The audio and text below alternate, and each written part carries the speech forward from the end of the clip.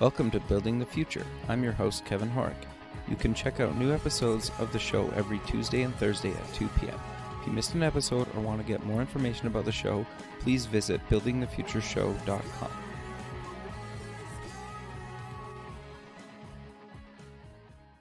Welcome back to the show. Today we have Dr. Kate Truitt. She's a licensed clinical psychologist. She's an expert in trauma and stress-related disorders. And you're also an entrepreneur. Kate, welcome to the show. Thank you for having me, Kevin. I'm excited to have you on the show. You're doing a ton of cool stuff, and you can talk about a lot of stuff I've kind of been curious about in the last little while, and it's kind of seemed to be kind of a lot more popular online, and more people are talking about it. And so I thought I would have you on the show, but maybe before we kind of dive into exactly what you're doing, let's get to know you a little bit better and start off with where you grew up. Okay. I am a Midwestern girl through and through. I was born in Milwaukee, and then my dad was in the beer industry, which is really sad because I'm celiac, so I don't get to partake. But got you. Same with me. I got it. Same. Yeah. Bummer, huh? Yep. And we moved to Denver, and then eventually landed in Kansas City, where my father and his brother launched a seminar company, which is interesting now because I had my own training business. So I guess it's in the family blood. Sure. And then eventually moved out to Los Angeles in 1999 and have been here ever since. Okay. So what made you move to LA? I was a model. I started modeling when I was about 14 and moved out here to kind of follow that dream. And my parents had a mandate I had to go to college. So I was like, well, I'm going to do this and keep you happy as well. Sure. And had the vision of not really staying in college with the great LA modeling career in front of me. But I got a little bit more into the scene and experienced some of the politics that went on behind the scenes and realized, it wasn't quite for me. And so dove into school and ended up graduating. I went to Loyola Marymount, and I have a bachelor's in business administration from there, as well as a bachelor's of psychology. So okay. Kind of went completely 180 sure. I'm going to be an uber geek now. I think that's great, though. But I'm curious, what made you kind of originally just decide to go in and take business? My family background. Okay, so that's fair. We're a family of entrepreneurs. Sure. And I think that's, again, even my sister now is an entrepreneur out in New York City. That's great. And it's just in her blood. Sure. No, that makes a lot of sense. Yeah, and then doing the business side, I started to really look at the human side of things. And I think being in LA, seeing the huge differentials in all the types of communities and the people who live here really made me very interested in studying humans as well as the business world. So my initial goal was IO, industrial organization, and then I just fell in love with mental health, and so I was like, I'll do public health policy, and then started getting really deep into trauma and actually working in rat labs, oddly enough. Interesting. Yeah. Super geeky. And no, that's great though. Yeah, it was great. No, I mean geeky in a good way. Geek to sure. me is a very beloved term, and just started moving into an in-depth study of the brain and trauma and seeing the impact. And then when 9/11 happened, we were all impacted by that in our own ways. Sure. And the kind of the ripple effect of that across the world, and the conversations I was having with my professors and the other students really highlighted for me the impact of trauma on our everyday experience. And that set me up for where I started to go next. I'd also, in the modeling world, been exposed to a lot of eating disorders, struggled with my own stuff as a model. Sure. And so I kind of took eating disorders and trauma, and that became my focus. I've since stepped out of the eating disorder world a little bit, as I realize now that eating disorders are, of course, a coping mechanism. And most of my patients, if not all of them, had trauma. And so I strengthened my focus and endeavors on the treatment of trauma as a way to hopefully eventually heal the world. And stress is right alongside traumatic experiences. Sure. Hence the stress combination. Sure. No, I think that's really, really great and awesome and makes a lot of sense, because I think it's become kind of more and more common, and it's getting more and more kind of publicity that, it's more and more common than I think the average person realizes. And Yeah. I think a lot of people, if not maybe the entire population, kind of struggles with something at some point, right? It just depends on how kind of severe it is. Was that fair to say? Definitely. Oh, absolutely. And the new research coming out about epigenetics is further proof of that. Epigenetics is basically the encoding on genes of the traumatic experiences of our ancestors and how that's passed down. I've read about that, and that's interesting you bring that up. That's fascinating to me, at least. It is. It is very, very fascinating. And in some ways, it could be intimidating or disheartening. And yet, as we're going to be talking about today, the information and knowledge that we have about the brain now is so transformative in the ways that we can heal. And Kevin, to circle back to what you're saying, though, I mean, somebody who was bullied in second or third grade could be carrying a imprint of a trauma that may be guiding certain factors of their life in unknown ways. Sure. So we've all got stuff.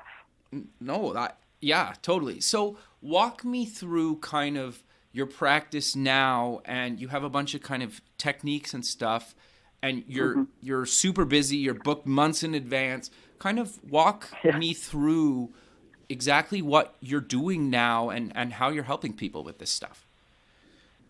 So my background is neuroscience, and then I'm my doctorate in clinical psychology. So I would say my practice is neuroscience informed, and my goal is always to be on the cutting edge of fast, effective healing. Okay. And so when something comes out that works, I go figure it out and bring it back to my patients. And that's where I've basically become known for that in the community. And it's allowed me to set up a neat way to work with my colleagues and my patients in such a way that I'm delivering these new techniques. And so now I'm doing trainings in a lot of them as well. My personal specialization as a clinical psychologist is in adult survivors of childhood sexual abuse, which is pretty dense. Sure. That I would say is a good portion of my practice. The gift that I have that these tools have given me is the ability to work with people who have one-time acute stressors.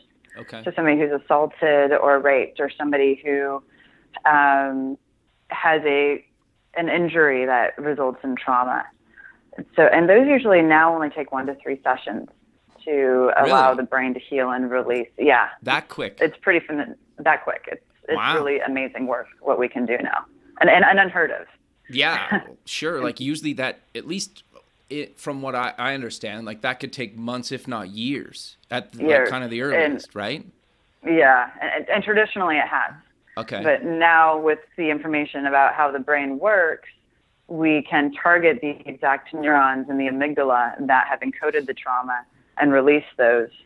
And I'll have patients who come in for, sometimes just one session with symptoms of PTSD.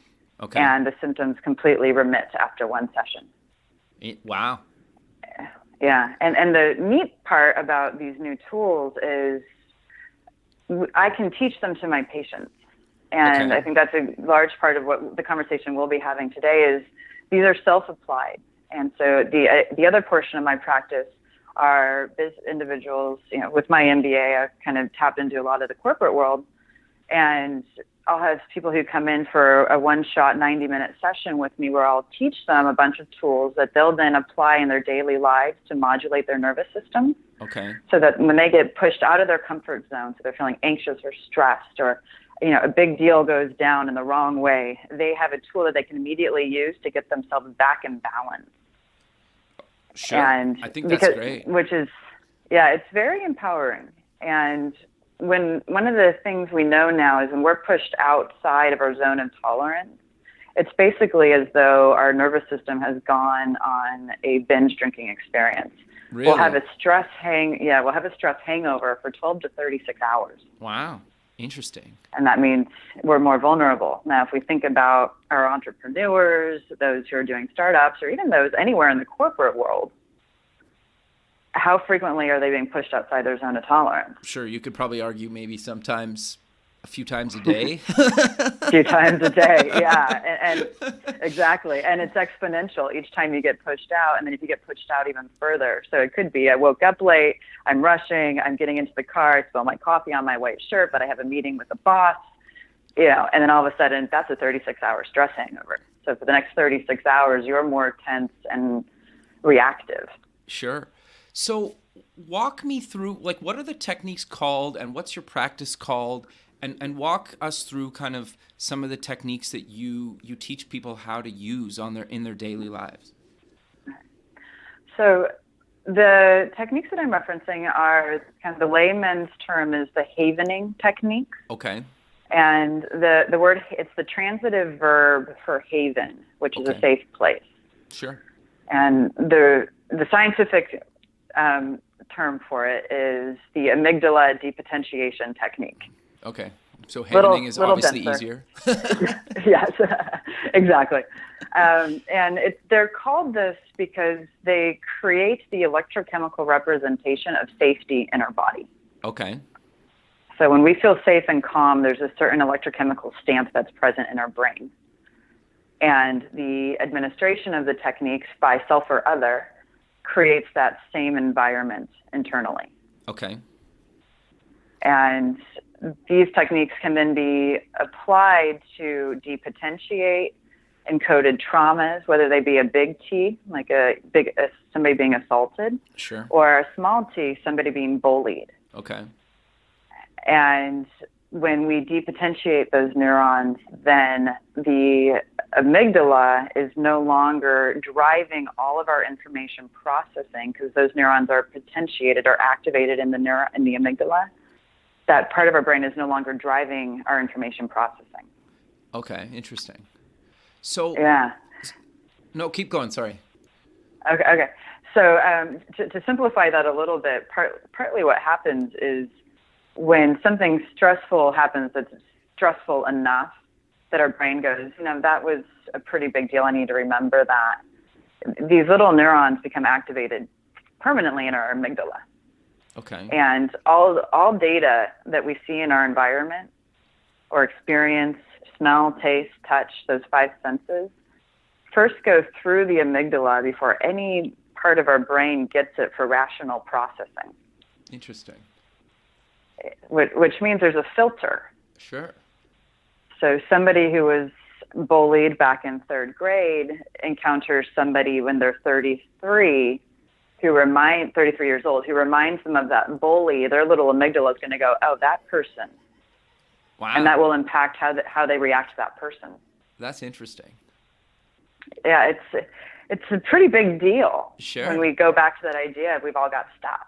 Sure. Well, and realistically, at some point, pretty much everybody's bullied at some point, right? It just depends on how severe it was, right? Like, Interesting. That's totally fascinating. Yeah.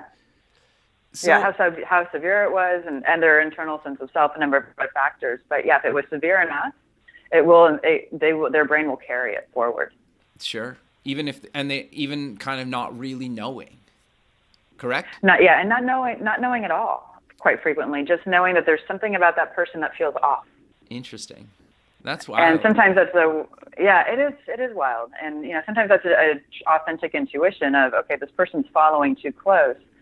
But sometimes it's I'm walking into a room and I'm giving a presentation and that person's just got this face that makes me feel anxious and I don't know why. Okay. Interesting. So I'm curious then, before we kind of get into some of the stuff that, maybe people can try and then maybe have to come actually like have a session with you, do you do this stuff in person or over video chat or over the phone or do they have to be in person? I do my sessions in person. Okay. For me, it's just more comfortable. Sure.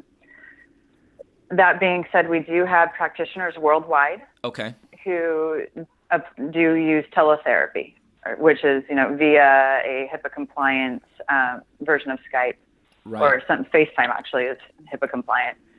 So the techniques don't have to be done in the same room as the practitioner who's going to be engaging them with the person.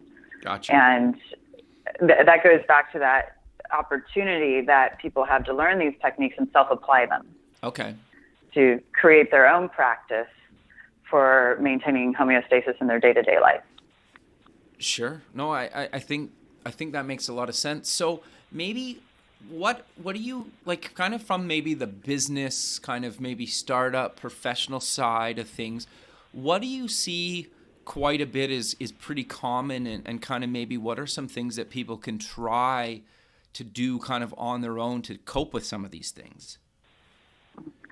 So I see a lot of individuals who come in because they have maybe a boss who's pretty daunting, or they feel as though they're not living up to the boss's expectations. Okay.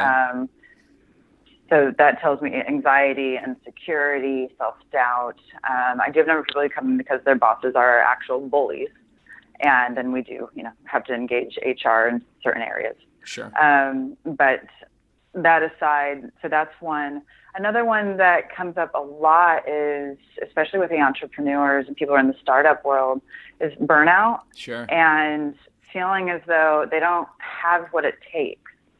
Sure. And that deeply rooted self-doubt that no matter how hard they try, they just can't quite break through a barrier. And sometimes the barrier is procrastination. Sure. Sometimes that barrier is just avoidance and an inability to sit down and get the work done, or pick up the phone and make the calls they know they need to make. And then also a lot of social anxiety. Okay. How do I network? I'm scared to network. I'm afraid that I'm not going to say the right thing or be the right way. Sure. And then I'm not going to make the right connection, and then my business is going to fail. So you can see how big the perception will become. If I don't talk the right way to this person, then my business fails. Sure. That's a huge amygdala filter there of fear. Totally. And all of those things. Oh, go ahead. No, keep going. Sorry. And all of those things obviously get in people's way of being successful. Sure. Very much so. And we go on LinkedIn and we see, as we were just speaking about before the call started, that there's, every day 20 new articles about how to be successful, how to be your best self, how to be this. And so we make these great lists and we go, okay, I'm going to create these behavioral changes. But sometimes these things are subcortical. Sure. It's not a conscious choice. And we don't have the opportunity to do mind over matter, because that little amygdala is back there going, nope, you're not going to go talk to that person because then your business is going to fail. Sure. Or it's not even worth getting out of bed today. You're not good enough. Fair. So how do people kind of start to deal with this stuff? And what are things that they can do? Because, and I don't mean to kind of like talk bad about some of this stuff, but you, like on those lists you just mentioned, like people say like do yoga or meditate or whatever. And sometimes that works for people and sometimes that doesn't work for people, or sometimes even the thought of doing that stuff causes more anxiety, right? Or to go to the gym, or like they're all on those lists, right? And so how do you, like, what do you tell people to do with that kind of stuff? Yeah. And you're exactly right, Kevin. Even those ideas of if I do these things, I'll be successful, but I can't even get to the gym, or I can't even get to the yoga room, or I don't want to do yoga. Exactly, right. That means I'll never be successful. Yeah. So chunking it down into smaller steps. Okay. And when we're working with the brain, so I'm going to take a moment, sidestep to describe a little bit of what the techniques look like, and then I'll circle back around. So when we're stressed, we tend to do certain motions as humans. We might rub our hands together or wring our hands. You see politicians on TV, they're frequently doing that if they're under the gun. Interesting. We'll hug ourselves. Or if you see a friend who's having a rough day, you might walk up and rest your hand on their shoulder and kind of run your hand down their arm. How are you doing? Mm-hmm. We'll frequently, kind of run our hands across our brow or rub our brow when we're stressed. Interesting. Do those things sound familiar? Yeah, totally. Yeah. And what article that came out in 2012, I believe it was, by a gentleman named Harper. He stuck brainwave caps, so something that measures what's called a QEEG on individuals, and stimulated those parts of the brain, or stimulated those parts of the body, which resulted in a brainwave activation. And so the act of rubbing your hands together gently, just like you're, running them under warm water, washing them, generates a delta wave. And it generates a delta wave at 5 to 10 times your natural resting state. And the act of hugging somebody or gently running your hand down your arm generates a delta wave at 30 to 50 times your resting state. And I am going to tell you in 1 minute what a delta wave is. Okay, sure. And then running your fingers across your cheekbones or across your brow, so right above your eyebrows, generates a delta wave of 90 times your resting state. Interesting. Now, so those things that we do when we're stressed are generating an electrochemical wave, a delta wave, that is inherently soothing to our system. Okay. This is the same wave we get when we're in deep sleep. Oh, interesting. And we don't traditionally have this wave present in our system in the awake state. So when our eyes are open, there's basically no delta going on. Okay. The delta wave in that deep sleep, though, allows for the release of the human growth hormone, which is a necessary component for cell regeneration. Okay. So basically, it makes our cells prepared for us to start the next day. Sure.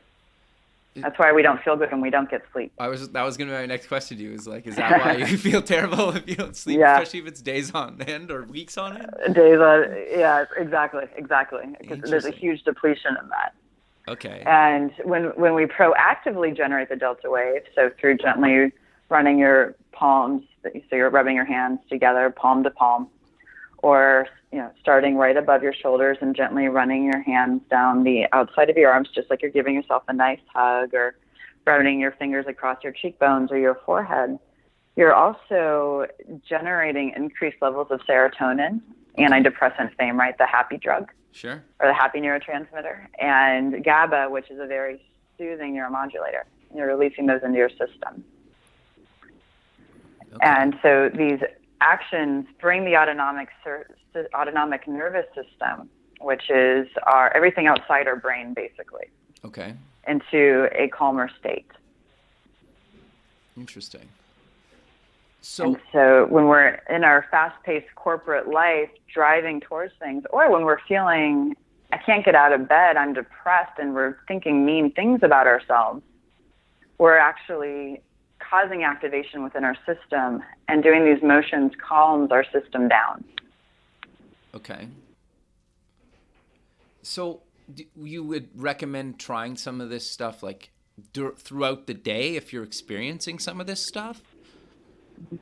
So simply doing the motions for maybe 2 minutes what I call with my patients, it will give you a dose of GABA and serotonin. It will dose you with those delta waves. Okay. So that's the foundation. We call that the havening touch. Okay. And then have you ever had an experience where you just can't stop thinking about something and it's unpleasant? Oh, for sure. Sometimes it even wakes me up in the middle of the night. So yeah, I get that. Okay. Okay. So then what you want to do is give your brain something else to think about. Okay. And how do you do that? So that could be going through the alphabet and finding 5 living things for every letter of the alphabet, A to Z.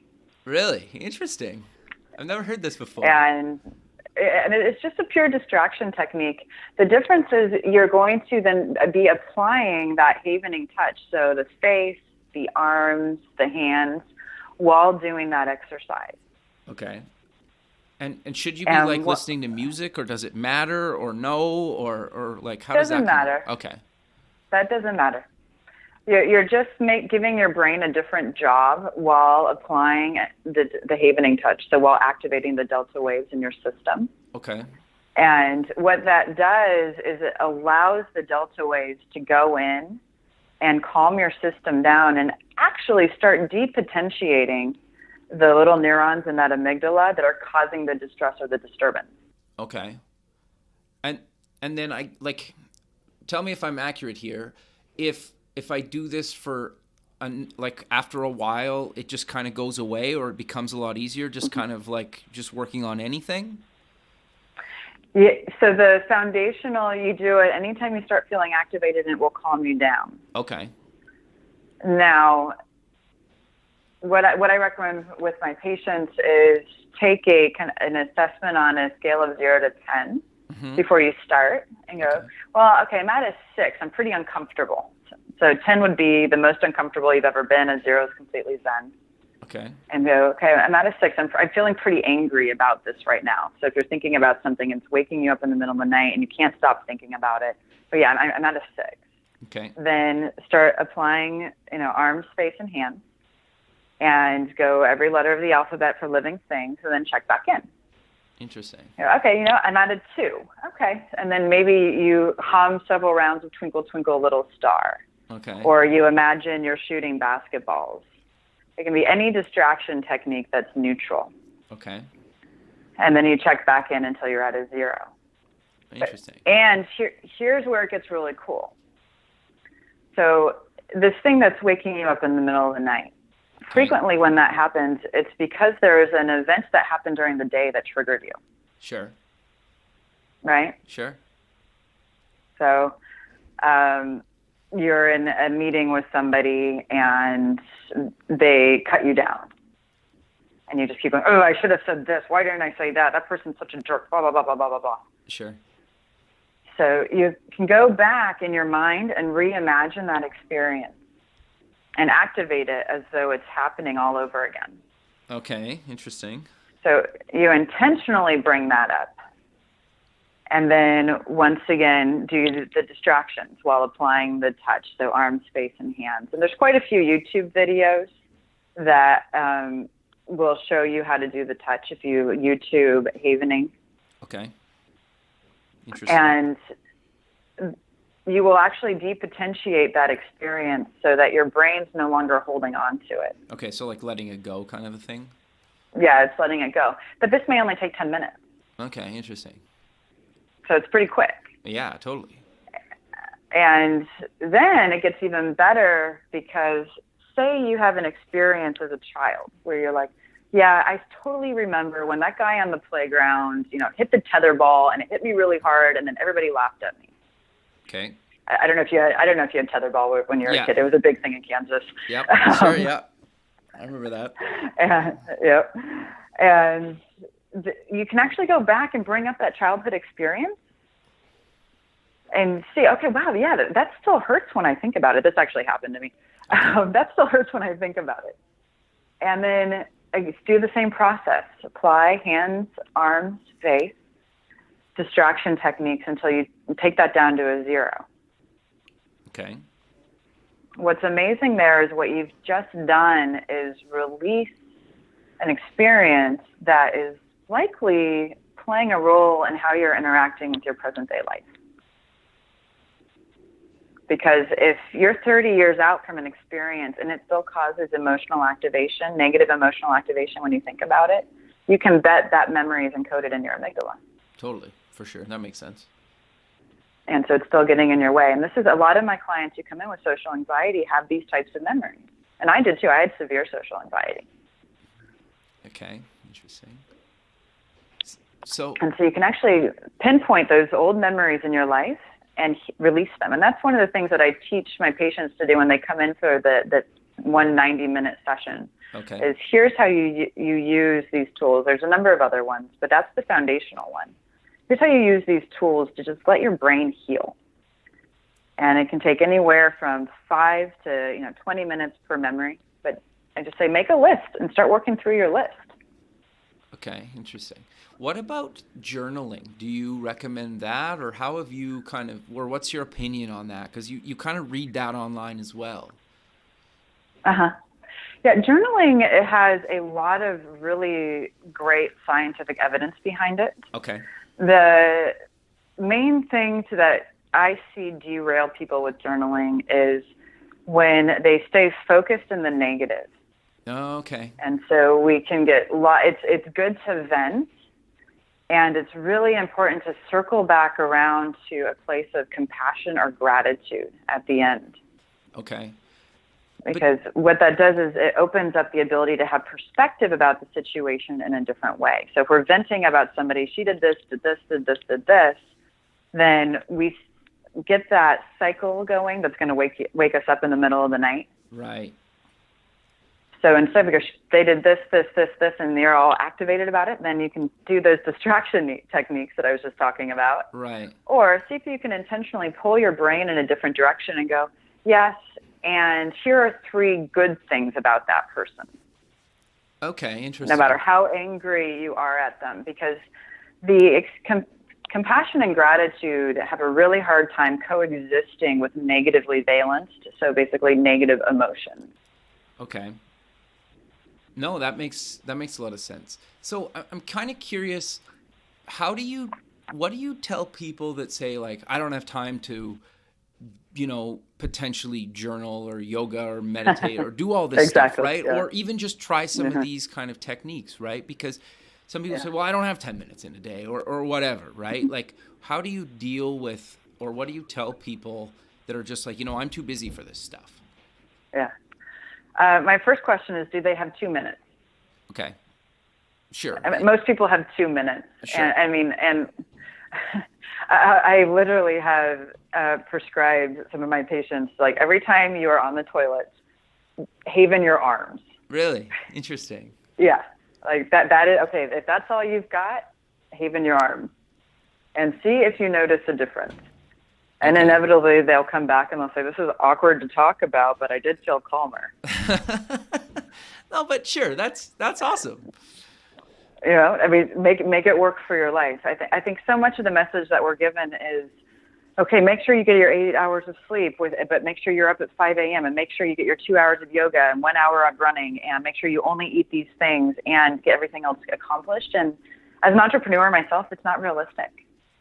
Totally. And that was actually, it's a perfect segue into kind of my next question for you is, like, you're still, like, obviously practicing, you're a doctor, you take patients, you're building your own kind of startup as well. So you're right in the trenches, like probably a lot of people listening to the show that are working 12, 16 plus hour days, right? And so you're the perfect person to talk about this stuff, right? Because you probably are busier than most people, right? And right? I don't know if I'd go that far. Knowing who your audience is, I'd say we're all somewhat probably comparable. Sure. Okay, fair enough.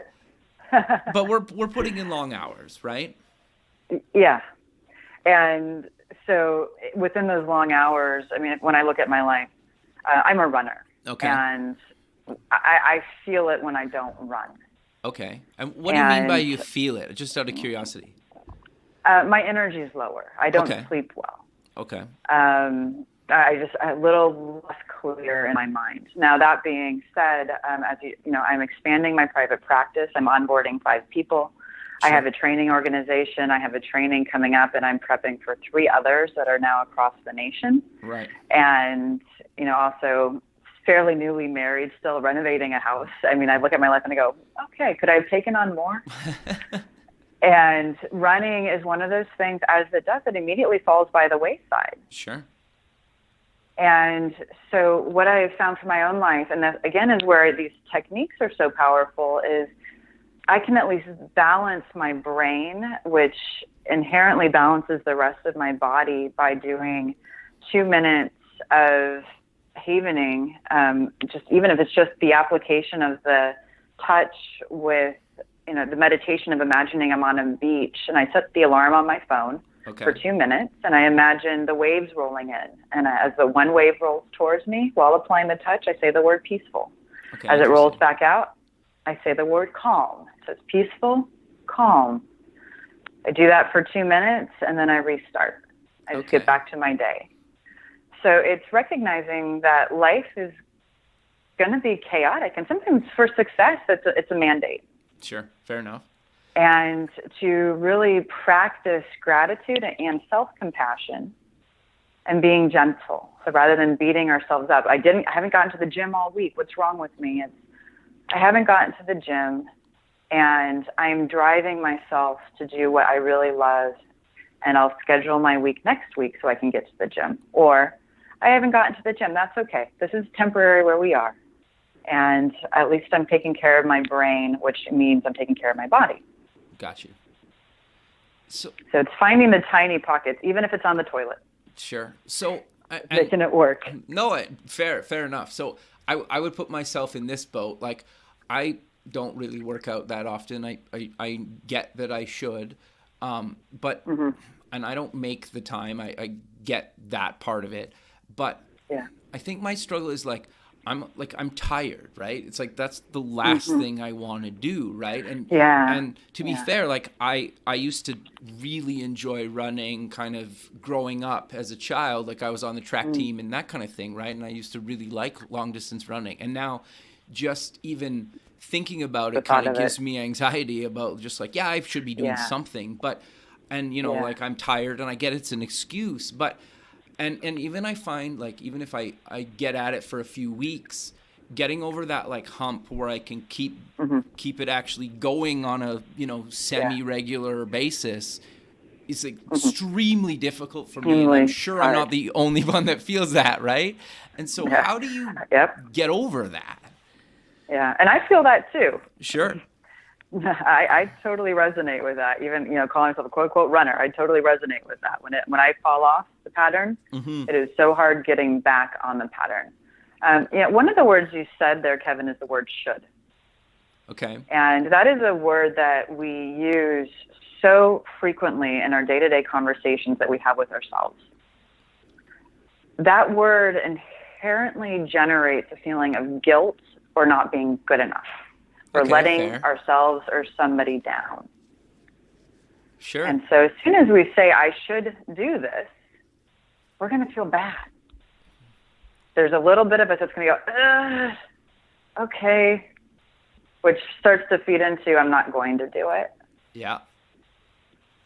And so there's a great, Ellis, he's a famous psychologist who had the term, you're shitting all over yourself. And I think that's a really powerful, I do too. I think it's a really powerful reminder of what that term can do for us. And so monitoring the language into a place of choice. As soon as there's choice, we have what's called internal locus of control. We can say, I'm going to choose this or not choose this. Okay. And saying, okay, what if I chose to take a walk today? And then your brain can start to ponder, what would that be like? Without an expectation of success or failure. It's just putting the possibility on the table along with all the other possibilities. Right. And finding something to say, what if I chose this that you have a positive history with? Okay. And thinking about how you felt in a positive way when you had done that previously, with no expectation in it. Again, just like, what did that feel like when I did that? And our brain has positive memory traces. So if you go back to, running track and putting yourself in that space, how did that feel being in that body with that energy? Right. Your brain's going to go, that did feel pretty good. Huh. And then allowing yourself to, what if I chose to take a walk? So again, it's not, I'm going to go choose to run. It's just, what if I chose to take a walk? Okay, interesting. And it's a slow reframe just to try on, and doing that with anything. So a lot of people will say, I will not eat cake today. Well, the brain doesn't process the word not in a normal way. It kind of kicks that word out. So what it's really hearing is, I will eat cake. I got you. Interesting. So it's, what if I had a salad for lunch? What would that be like? And then your brain's like, that does sound like a good idea. That feels better when I do that rather than carbo loading right before going into my, afternoon sessions. Yeah. Okay. No, that's interesting.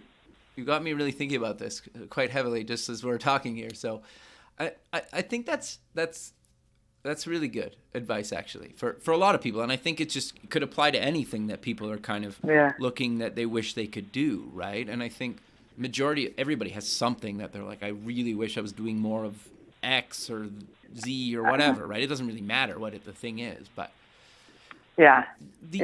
Well, and even just, waking up in the morning and being like, oh my gosh, it is so early. I don't want to get up. I'm not a morning person. I don't want to be doing this. And, considering, well, what if I had energy? Sure. And literally the brain will start to go to the possibilities of having energy, and it starts to generate that. Like, oh yeah, what if I did have energy? And that's the way I get out of bed. I'm not a morning person. And that's the way I get out of bed a lot of times, that and my puppy that jumps on me. Sure. But, even what if I had energy? And my brain just starts to go, oh yeah, I guess there's the possibility of that. No, I think... No, keep going, sorry. Go ahead. No, No, go ahead. Yeah. So the generation of possibilities, and a really neat exercise is a creating possibilities exercise where, again, applying that havening touch. So just, gently giving yourself a hug, rubbing your arms or your hands or your face while you do it, and asking yourself 5 times, what if I blank? What if I was confident today? Or what if I had energy today? And then checking in, how does that feel? Well, I do feel more energetic. I can have energy today. How does that feel? Say that 5 times while applying the havening touch. And then, I am energetic. And you're like, wow, I actually am. Even if you're dead tired because you've only been sleeping 3 hours because you're in the middle of a huge product launch or something. Right. Your brain will start to go, oh, yeah, energy. I've got that.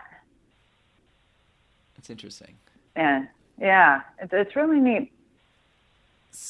No, I think that's really great, and that's a lot of really good advice, but sadly we're coming to the end of the show, so maybe let's close with mentioning where people can get more information about you, the havening technique, and anything else you want to mention before we kind of close off. Perfect. So they can find me. My last name is spelled T as in Tom, Ruitt. And my website is drtruitt.com. And I also am on Facebook as Dr. Kate Truitt, and Twitter is Dr. K Truitt. I try to post several times a week with just ideas for generating a sustainable self, mostly brain focused. How do we take care of ourselves in the chaos of life? And then you can learn more about the techniques at my training organization, which is haveninglosangeles.com. Okay.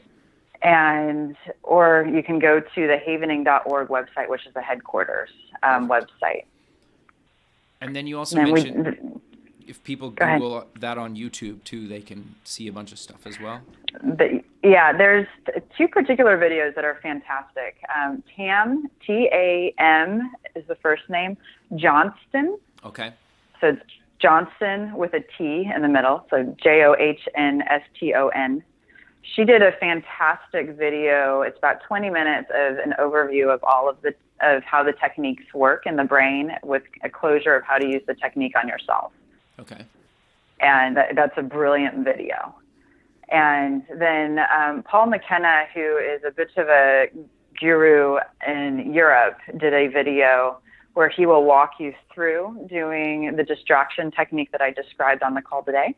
Okay. And the one recommendation I have is his movements are quite fast. So close your eyes, listen to his voice, but slow, and see how he does the movements, and then slow those down by 3. Okay, interesting. So his are a little too rapid. Sure. But it's a really good guide for putting those techniques to work. And then my email is kate@drtruitt.com. So if anybody would like to reach out with questions or look towards scheduling a session, that would be fantastic. I'm more than happy to do that. And I also do a lot of public speaking and outreach. So going into community areas and teaching these foundational tools to corporations, to schools, and the like, so that we can just deliver them and help people have a better understanding of the brain and how we can help ourselves be stronger in the face of everything that's going on today. Sure. Well, I really appreciate you taking the time into your day to be on the show, and look forward to keeping in touch with you, and have a good rest of your day. Yeah, you too. Thank you so much. Thanks. We'll talk soon. Okay, bye. Bye. Thanks for listening. The music for the show was done by Electric Mantra. You can check them out at electricmantra.com and keep building the future.